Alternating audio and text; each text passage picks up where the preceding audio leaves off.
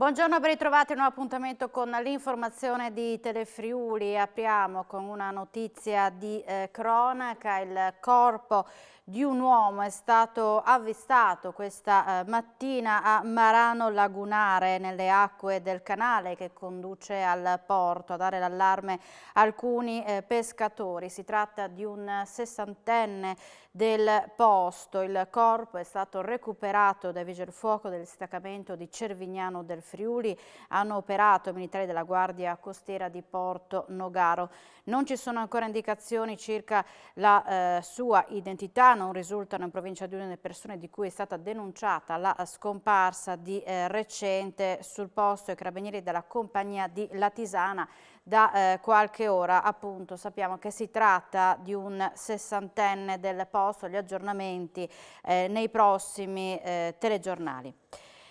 Riccardo Riccardi, il vicepresidente della Regione, ha fatto il punto sulla situazione sanitaria. La pressione ospedaliera è ancora alta, ci sono alcuni fenomeni che vanno osservati. Udine sta calando, Trieste sta risalendo. L'altro aspetto da tenere conto è la dinamica innescata dalla riapertura delle scuole. La scorsa settimana eravamo tra le regioni peggiori per andamento di contagio, oggi siamo tra le migliori. Non si deve mai dare nulla per scontato, ha concluso Riccardi, di aver sconfitto il virus.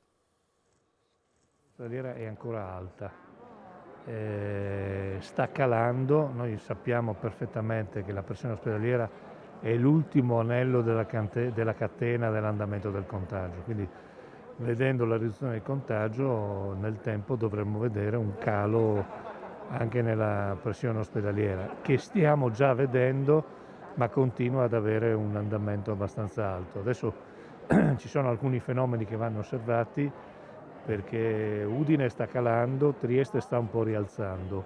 Poi l'altro aspetto è l'effetto della dinamica anche della scuola, che giustamente va aperta, ma sappiamo che il tema non è la scuola quanto la popolazione che muovendosi, anche la popolazione scolastica. Quindi questi sono fenomeni che devono essere attentamente osservati. È un'altalena. Noi qualche settimana fa eravamo la regione peggiore in termini di andamento del contagio, tra le peggiori, non la però, tra le peggiori. Oggi vediamo che siamo tra le migliori, siamo la penultima in termini di RT. Vediamo i dati dei contagi nella giornata di ieri nella nostra regione. Su 5.373 tamponi molecolari sono stati rilevati 126 nuovi contagi con una percentuale di positività del 2,35%. Sono inoltre 4.369 test rapidi antigenici realizzati, dai quali sono stati rilevati 29 casi, 0,66%. I decessi registrati sono 9, ricoveri nelle terapie intensive scendono a 57, così come quelli in altri reparti che risultano essere 396. E in questi giorni tiene banco il tema delle riaperture annunciate dal Premier Draghi, ed è intervenuto anche Giovanni D'Apozzo, presidente regionale di Confcommercio, che ha commentato con moderata soddisfazione le decisioni del governo. Un punto di partenza ma il traguardo è ancora lontano, ha affermato, denunciando allo stesso tempo la disparità tra chi potrà usufruire di spazi esterni per organizzare le cene e chi invece verrà tagliato fuori semplicemente perché il suo servizio è organizzato all'interno. Vedremo nei prossimi giorni i contenuti più precisi del cantiere aperto del governo, ha aggiunto D'Apozzo, auspicando che si possa coinvolgere nelle riaperture anche quei locali che, dopo aver investito in sicurezza, sono comunque in grado di gestire il servizio senza aumentare i rischi del contagio. E a parlare all'ANSE Antonia Klugman, chef titolata proprietaria dell'Argina Vencodo Legna del Coglio. Siamo in una fase di valutazione, la decisione del Presidente del Consiglio è stata diffusa l'altro ieri, stiamo ancora cercando di capire. Il suo locale è molto spazioso, dotato di aria condizionata, zanzariere e un'illuminazione particolare perché risaltino le pietanze, è completamente al chiuso. Essendo in campagna però all'esterno c'è molto spazio, eventualmente si possono sistemare tavoli. La mia idea di cucina, specifica Antonia Klugman, è però strutturata per l'interno. All'esterno non abbiamo mai fatto servizio, non so se rinuncerò a 20 anni di cucina elaborata in questo modo per servire anche all'esterno.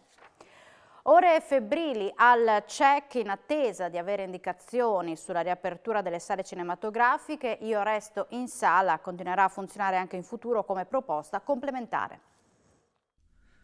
Al Centro Espressioni Cinematografiche di Udine fervono i preparativi per il Far East Film Festival in programma dall'11 al 19 giugno. Al momento ci sono tutte le speranze, già il 20 aprile si potrebbero avere indicazioni su quello che si potrà fare nell'immediato, spiega la presidente del CEC Sabrina Baraccetti.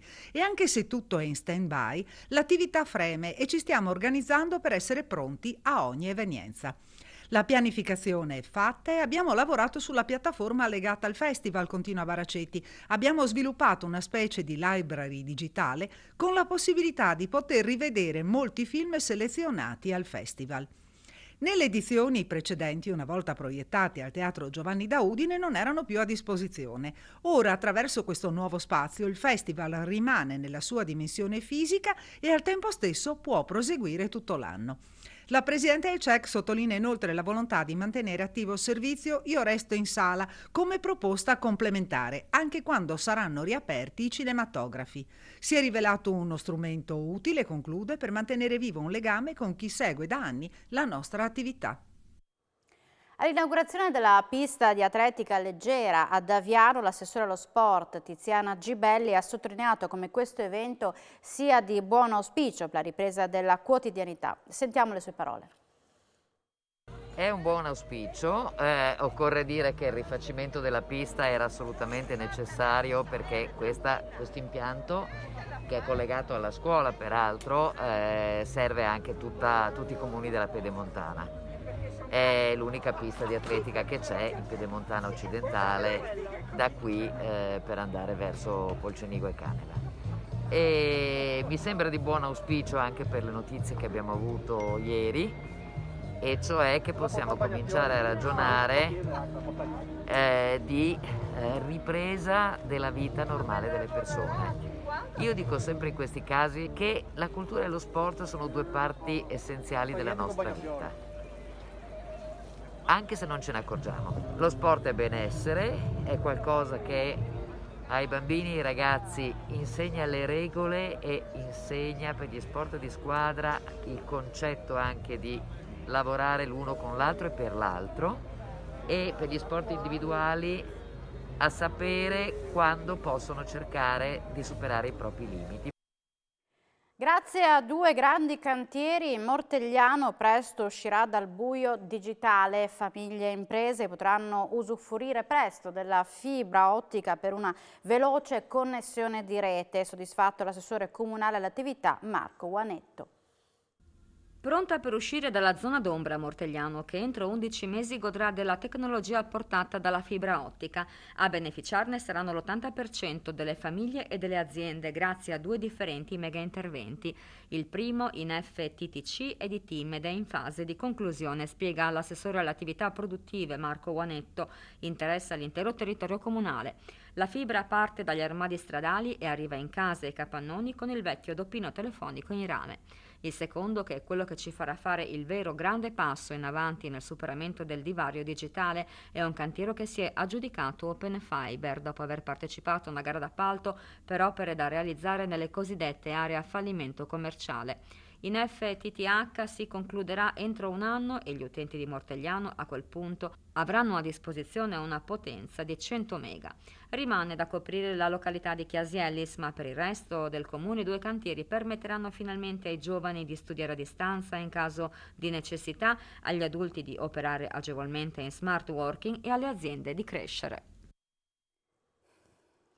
Quasi 200 nuotatori in gara, oltre 50 squadre rappresentate. La piscina del villaggio Bella Italia di Lignano Sabbiadoro ospita la tappa di Coppa del Mondo di nuoto paralimpico. Grazie alla Daniele Di Butrio, Simone Barlam, assieme ad altri 35 atleti della nazionale, da lunedì scorso è impegnato nella Daniele Training Camp, nel quale gli azzurri si sono ritrovati tutti insieme dopo un anno. In occasione della conferenza dedicata al collegiale lo abbiamo incontrato.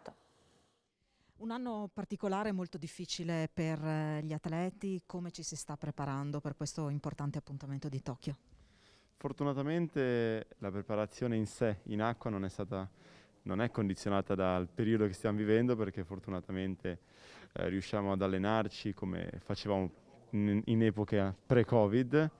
è un po' più complicato in termini di spostamenti e ovviamente ci sono molte meno competizioni e raduni e infatti questo è il primo collegiale che facciamo dall'ultimo, che ormai risale a 2019, quando a inizio 2020, prima che tutta questa pandemia scoppiasse, ed è bello respirare, diciamo, anche se tramite le mascherine, quest'aria di quasi normalità, ecco. 36 atleti che si sono ritrovati a Lignano, immaginiamo che in vista di un appuntamento come quello delle Olimpiadi anche lo spirito sia importante, quindi essere tutti quanti insieme a Lignano, che cosa ha rappresentato per voi?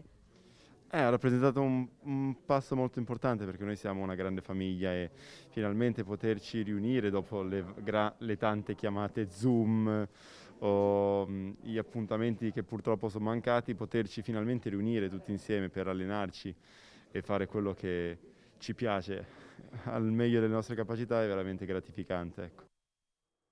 Prezioso successo ieri in chiave salvezza per il Pordenone Calcio che battendo il Frosinone a Lignano ha raggiunto in classifica i ciociari. Un altro passo verso la salvezza è stato fatto ma non è ancora finita, lo sa bene il tecnico neroverde che sentiamo nel post partita.